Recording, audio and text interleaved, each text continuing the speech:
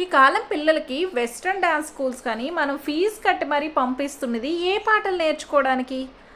Item songs నేర్చుకోవడానికా?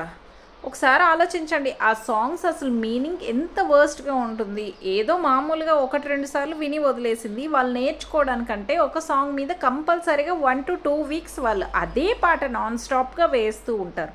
దానికి తగినట్టు expressions practice చేస్తారు.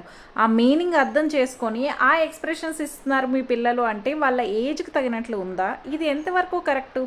పేరెంట్స్‌గా మనమే కదా ఆలోచించాలి. క్లాసికల్‌లో ఎలా అయితే కూచిపూడి, భరతనాట్యం ఇలా వేరియస్ ఫార్మ్స్ ఉంటున్నాయో అలాగే వెస్ట్రన్‌లో కూడా బ్రేక్, హిప్ హాప్, సాల్సా ఇలా వేరియస్ ఫార్మ్స్ ఆఫ్ డాన్స్ ఉన్నాయి కదా! వాళ్ళు ఏదో ఒక ఫార్మ్ ఆఫ్ డాన్స్ నేర్పించాలి గానీ ట్రెండింగ్‌లో ఉన్న సాంగ్స్ నేర్పించడం ఏంటండి? అంటే ఉండే ఐటెమ్ సాంగ్స్ నేర్పిస్తున్నారా? ట్రెండింగ్‌లో ఉండే సాంగ్స్ అంటే ఆల్మోస్ట్ ఐటెమ్ సాంగ్సే నేర్పిస్తున్నారు. ఇది ఎంతవరకు కరెక్ట్ చెప్పండి?